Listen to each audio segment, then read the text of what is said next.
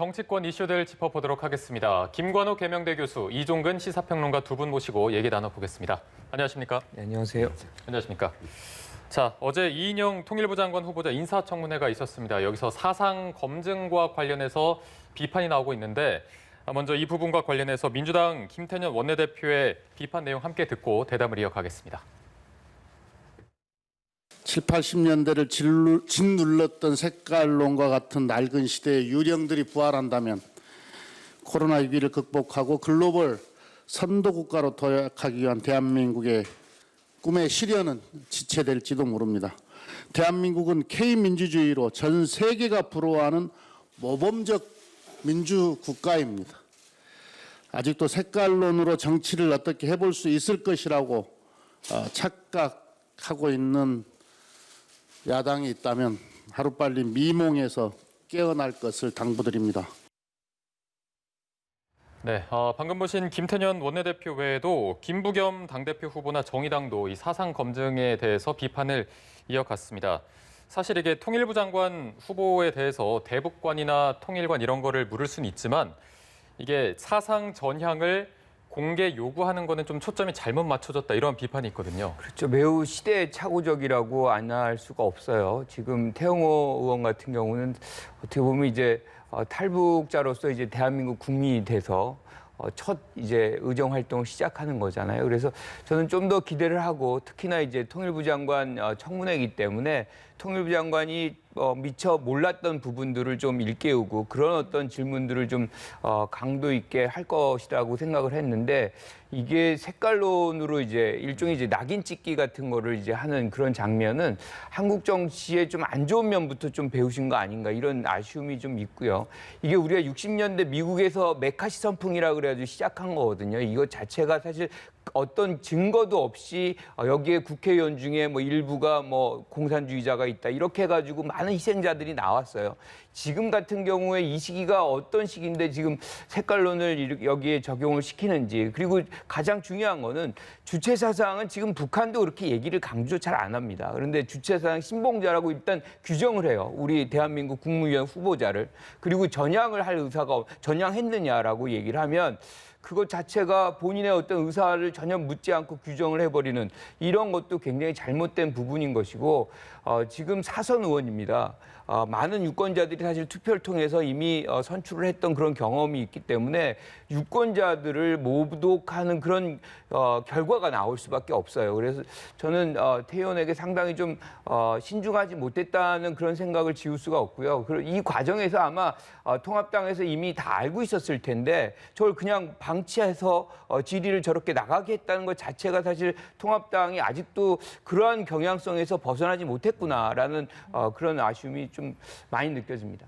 민주당 의원들이 일제히 이렇게 말씀하신 대로 태 의원을 비판을 했는데 그중에서 문정복 의원 같은 경우에는 SNS에 변절자의 발악으로 보였다. 북에서 대접받고 살다가 도피한 사람이 할 소리는 아니다라고 또 이야기를 해서 이게 굉장히 비판을 받았고 결국에는 삭제를 했거든요. 여기에 네. 대해서는 어떻게 보셨습니까? 일단 교수님이 좀 전에 말씀하신 것에 준하는 여당 의원들도 그렇게 비판을 한다면 예. 거기에 대해서 또 사실 받아들일 수도 있는 어떤 대목이 분명히 있어요. 그런데 지금 이 문 의원 같은 경우 변절자라는 표현, 발악이라는 표현, 이 두 부분이 굉장히 부적절합니다. 왜 부적절하냐면 태영호 의원만이 아니라 지금 탈북민들이 한 3만 명이 넘습니다. 그리고 이 탈북민들 중에서 태영호 의원 같이 국회의원이 됐다는 건 이미 이 탈북민들을 우리의 이 국민으로 완전히 인정을 하고 우리 그 국민들의 하나의 어떤 그런 이 상징처럼 지금 되고 있거든요. 어떤 상징이냐? 통일의 앞으로의 교두보라는 겁니다. 독일 통일 과정에서도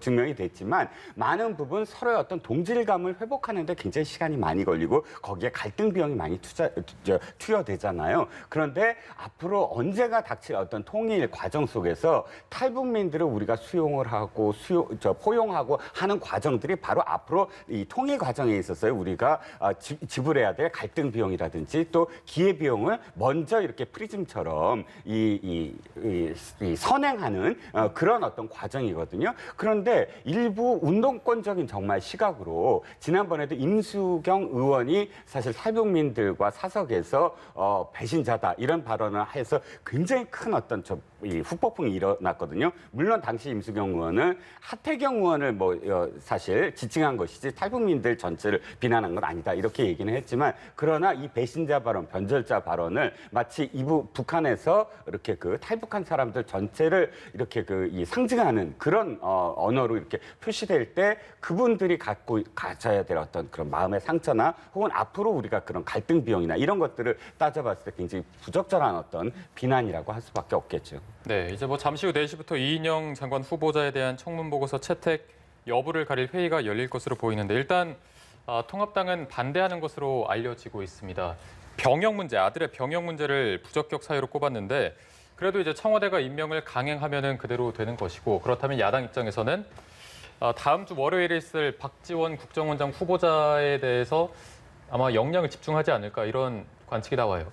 그 야당이 지금 처음에 그 개원 협상 과정에서 18명의 어떤 상임위 의장을 그대로 가져가라 해놓고 어느 정도 보이콧 같은 그런 그 행태를 보였거든요. 그런데 갑작스럽게 다시 돌아와서 상임위 명단도 제출하고 적극적으로 황보를 보인 건 바로 인사청문회 때문입니다. 네. 그리고 인사청문회 중에서도 국정원장의 인사청문회만큼은 제대로 정말 치르겠다라고 지금 예고를 한 상태이기 때문에 원래부터 지금 월요일 날 이 청문회는 상당히 이목이 집중됐는데 전략상으로 제가 이렇게 판단하기에는 박지원 그 국정원장 후보자의 청문회는 제대로 한번 이렇게 벼르는데 이인영 후보자는 아마도 그냥 청문 보고서를 채택해 줄 것으로 예상이 됐었어요. 네네. 근데 이 과정 속에서 이 자료 제출 네네. 문제 이런 것들이 불거지면서 전략적으로 조금 이렇게 안 된다. 이제 이인영 후보자도 청문 보고서를 채택하지 않아야 된다라는 당내 강경파들의 어떤 의견이 지금 아마 오늘 청문 보고서를 채택하지 않는 방향으로 가게 되지 않을까 싶습니다. 박지원 후보자 같은 경우에는 지금 대학 문제 등으로 지금 청문회가 시작하기 전부터 설전을 야당 의원들과 벌이고 있는 상황인데 청문회 어떻게 예상하십니까? 몇십 년 전의 대학 얘기를 예. 지금 아마 자료까지가 남아 있는지 65년이죠. 네. 좀 의심스러운데 어쨌든 얘기가 나왔어요. 두 가지 이슈입니다. 하나는 사실상 군 복무 중에 학위를 취득했다는 것이고 또 하나는 이제 광주 교대에서 당국대로 편입할 때 지금 하태경 의원이 제시한 거는 광주 교대가 아니고 조선대였다. 그걸로 냈었는데 그것이 사실관계가 다르다. 이렇게 지금 얘기를 하고 있는 거죠. 그런데 본인은 박지원 후보자 같은 경우는 광주교대 맞다라고 얘기를 하고 있어요. 그래서 어느 것이 진실인지 잘 모르지만 그 시기로 다 돌아간다고 우리가 생각한다 그러면 그 두 학교에서 한 학교를 거짓으로 해가지고 다른 학교로 이름으로 해서 굳이 할 필요가 있었을까라는 그런 생각은 좀 들어요. 그래서 그 부분은 정확하게 규정을 해야 되겠죠. 그리고 특히나 이제 군 복무 중에 이 부분은 본인이 시인을 했어요. 그때 상당히 이제 관행적으로 그렇게 했다 그러지만 지금으로 생각하면 굉장한 특혜죠. 이제 그 부분에 대한 부분은 사과가 있어야 될 것 같고. 네. 근데 저는 지금 이인영 후보자한테도 마찬가지고 지금 박지원 후보자한테도 마찬가지인 것이 뭐냐면 지금 굉장히 사실 엄중한 국면입니다. 특히나 북한 문제에 관해서도 그렇고 북핵 협상과 관련해서도 그렇고요.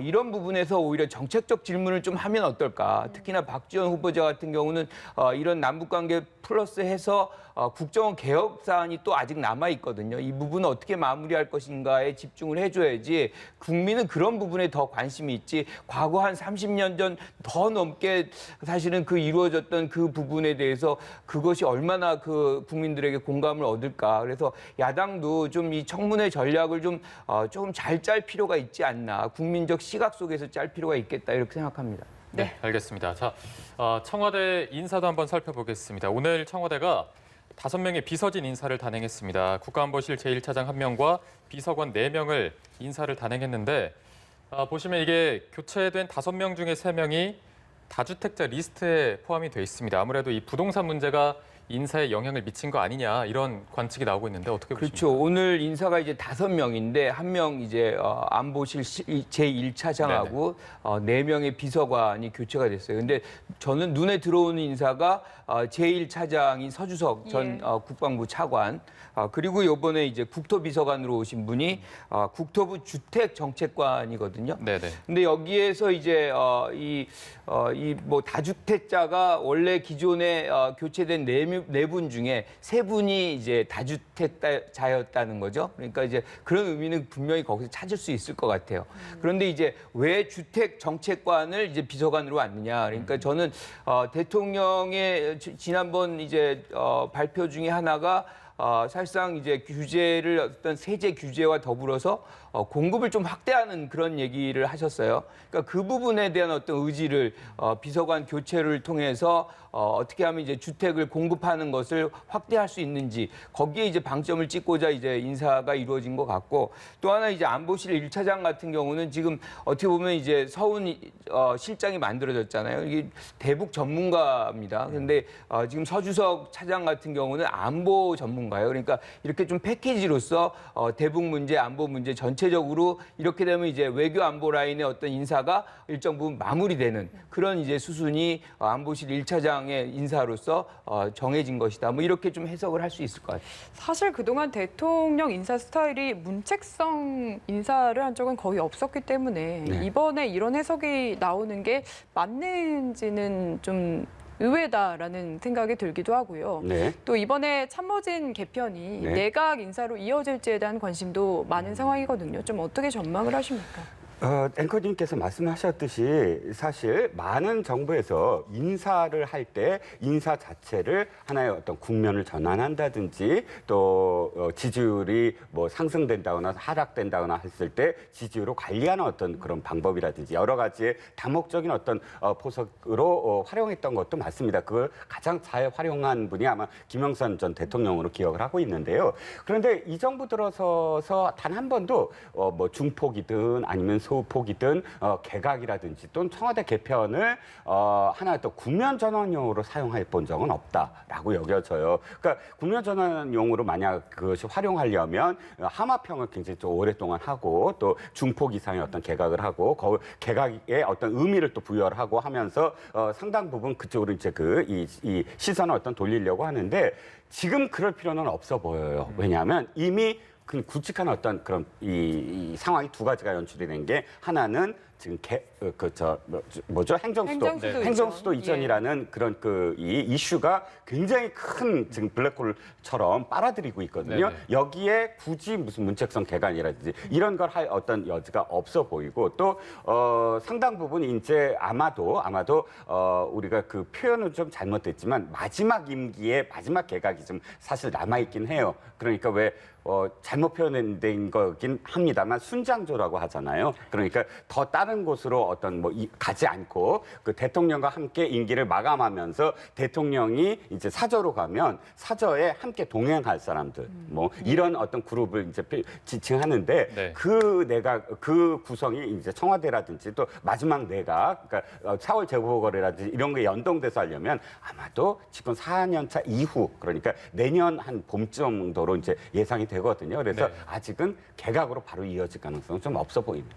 네. 예, 알겠습니다. 자, 저희가 국회 상황 하나만 더 좀 살펴보겠습니다. 어제 이제 추미애 법무장관 탄핵 소추안이 예상대로 부결이 됐습니다. 그런데 이게 지금 또 논란이 되고 있는 게 이거를 소추한 야당 의원이 110명인데 찬성에는 109표가 나왔습니다. 이게 통합당 2명, 무소속 1명이 표결에 불참했기 때문에 찬성이 107표가 나와야 되는데 찬성에 109표가 나왔다는 것은 2명의 이탈표가 있었다. 지금 야당에서 이런 주장을 하고 있는데 사실 이게 그동안 부결이 거의 확실시되는 상황에서 계속해서 이 탄핵 소추안을 좀 강행한 게 이런 이탈표 논란을 노린 게 아니냐 이런 의견도 있어서 여기는 그렇죠. 어떻게 보십니까? 지금 말씀하신 대로 사실 통합당은 부결될 것을 뭐 확실히 알았죠. 그리고 2차례에 걸쳐서 이렇게 소추를 하는 것은 사실은 굉장히 이례적이에요. 그러니까 한 번 이미 소추가 이제 안 된 거지 않습니까? 이번에 다시 한 거는 어떻게 보면 안 된다는 걸 알지만 정치적 상징의 행위를 한 것입니다. 예. 그래서 어떻게 보면 추미애 장관을 압박하고 또 반대로 대척점에 있는 윤석열 총장을 지원한다는 그런 메시지를 지금 정치권에 던지는 그런 목적에서 지금 탄핵을 하고 있는 건데 그 과정 속에서 지금 표 차이가 어떻게 나느냐. 저는 사실 지금 이 표 차이는 표의 어떤 계산을 보면 응집력이 굉장히 있었다고 봐요. 왜냐하면 비밀 투표를 했거든요. 그러면 모든 어떻게 보면 친여권의 의원들이 다 추미애 장관을 좋아하거나 선호하거나 그렇지 않을 수 있거든요. 그런데 최대치 2명 이제 빠진 거고요. 4명 같은 경우는 이제 기권을 한 겁니다. 무효표 근데 4표. 그렇죠. 무효표니까. 근데 여기에서 이제 정의당 표가 어디로 갔는지 몰라요. 그러니까 그것까지 계산한다면 사실상 거의 모든 표가 여권표는 결집된 것이다라고 생각을 할 수 있기 때문에 통합당이 노린 그런 흔적은 여기서 그렇게 부각될 그런 성질의 것은 아니다라고 생각을 하고 또 한 가지 의미는 뭐냐면 지금 민주당이 그럼 왜 이걸 비밀 투표를 했느냐. 72시간이 있기 때문에 사실 그냥 묵히면 그냥 다시 표결 처리 안 되고 그냥 가는 거거든요. 그런데도 표결 처리한 거는 이 향후의 어떤 입법 활동이라든가 이런 부분에서 표결 처리를 하나의 관행화하겠다. 지금 176석을 갖고 있는 힘을 실질적으로 입법 활동에서 계속 적용시키겠다는 것을 시작점으로 지금 이 케이스의 시작점으로 활용하고 있다는 것을 본다면 통합당이 마냥 이 부분에 대해서 조화를 할 일은 아닐 수 있다. 그래서 여러 가지 측면에서 사실은 지난 이 의회에서 계속 해왔던 합의의 정치를 하는 것이 야당 측에 유리한 것이지 지금 이런 식으로 다수결 원칙을 그대로 적용시키면 사실상 야당이 원하는 입법은 거의 되기가 어렵다는 것을 좀 알 필요가 있는 거죠. 네, 알겠습니다. 혹시 관련해서 네, 저는 좀 생각이 약간 다른데요. 네. 아마도 지금 민주당은 조금 가슴을 쓸어내리고 있는 상황이 아닐까 싶어요. 이유는 한 가지입니다. 민주당 계열의 어떤 정당 역사상 이렇게 사실 일사불란한 정당이 없었어요. 그러니까 같은 정당의 이름으로 2번 총선을 치는 것도 처음이고요. 예. 6개월마다 지도부가 바뀌고 거의 1, 2년 내로 당명이 바뀌는 그런 정당이었거든요. 늘 비주류가 있고 이게 나쁜 점은 백과생명이지만 좋은 점은 정당 내의 어떤 목소리가 늘 살아 있었다. 민주당 계열은 그랬는데 이번 3년 동안 한번 기억해 보시면 비주류의 목소리가 그렇게 크게 어떤 그 계파처럼 형성된 적이 없어요. 물론 뭐 몇몇 금태섭 의원이라든지 뭐 박용진 의원이라든지 몇몇 의원들이 개별적으로 목소리를 낸 적은 있어도 굉장히 일사불란했습니다. 그래서 이런 어떤 분위기 속에서 당연히 모든 표가 다 단속이 됐어야 됐는데 그럼에도 불구하고 6표 정도의 기권표와 또 반대표가 나왔다는 건 일사불란함 속에서도 조용히 다른 목소리가 있었다라고 해석이 가능하고요. 만약에 민주당이 아니라 정의당이라면 더 문제가 심각하죠. 왜? 지금까지는 연동형 비례대표제 때문에 정의당이 한 목소리를 냈는데 이제는 거의 한 목소리를 내지 않을 가능성이 크다. 물론 표에 영향은 없겠지만 그럼에도 불구하고 공개적으로 어떤 그런 어떤 이슈가 나왔을 때 정의당 또는 뭐 다른 어떤 그런 무소속 이런 이탈표가 앞으로도 계속될 것이다라는 가능성을 보여준 표다라고 해석이 가능합니다. 네, 알겠습니다. 자, 저희가 마지막 사안으로 행정수도 이전 논의도 좀 살펴보도록 하겠습니다. 지금 여당은 이제 공론화된 이상 끝을 보겠다, 끝까지 가겠다 이런 입장이고 통합당은 여기 논의 자체에 참여할 뜻이 없다 이런 의사를 밝히고 있는데 이 부분 관련해서 내용을 한번 들어보고 대담을 다시 이어가겠습니다. 대통령께서 취임할 때 그 대통령 집무실을 광화문에 두시겠다고 공약한 것도 지금 지키지 못하고 있지 않습니까? 그리고 대통령 공약에 이 행정수도 이전이 없습니다. 만약에 행정수도를 이전할 계획이 있다면 개헌을 하든지 아니면 국민투표에 붙이든지 그런 근본적으로 문제를 해결해야지 위헌 가능성이 있는 법을 만들어 놓고 헌법재판소 위헌 가고 거기서 위헌 안 되도록 하겠다. 이건 아주 국가를 경영하는 사람들로서 아주 위험한 생각이라고 보고 있습니다. 네, 지금 통합당 같은 경우에는 이 논의 자체가 굉장히 공론화가 많이 되고 휩쓸려서 뭔가 주목을 받는 것 자체에 굉장히 곤란해하는 게 느껴지는 것 같습니다. 그렇죠. 부담스럽죠. 왜냐하면 이제 행정수도 이전의 부분은 거의 정치적 블랙홀이다라고 얘기를 할 수가 있어요. 모든 이슈들을 빨아들일 수 있는 그런 요소가 있기 때문에 지금 뭐 여권에 불리한 이슈들이 굉장히 많잖아요. 이것이 부각이 되면 다른 이슈들의 어떤 영향력이 굉장히 급격하게 이제 약화될 수 있다는 것인데 중요한 것은 이 이슈가 계속 살아 움직일 가능성이 있다. 거기에 바탕을 두는 것은 여론조사 결과입니다. 여론조사상으로 나타난 거 보면 50% 이상이 사실상 행정수도에 대한 부분에 대해서 긍정적으로 지금 보고 있는 부분이 사실은 야당도 굉장히 적극적으로 반대하기 좀 어려운 특히나 이제 야당 내에서도 충청권 인사들은 굉장히 적극적으로 지금 찬성을 하고 있거든요. 정진석 의원이라든지. 오히려 갈라치기 현상이 야당에서 지금 나오고 있는 그런 장면들이 벌어지고 있어요. 그런데 이제 김태년 원내 총무가 분명히 얘기를 한 게 있습니다. 이게 이제 헌재에서 위헌 판결이 난 거기 때문에 아무리 뭐 지금 여당이 하고 싶어도 그렇게 적극적으로 그냥 갈 수가 없습니다. 이것은 분명히 여야 합의로 가야 된다. 그리고 개헌과 국민투표가 연동이 돼서 실질적으로 헌재의 어떤 결정을 번복할 수 있는 그런 더 상위의 어떤 개념이 적용이 돼야만 이게 가능하다라고 얘기를 한 것이에요. 근데 이제 그 과정 속에서 모든 것이 빨려 들어가는 것이 사실은 야당은 두려운 것인데 저는 이 이슈도 지금 2003년에 이 얘기가 제기가 됐다가 다시 돌아온 거잖아요.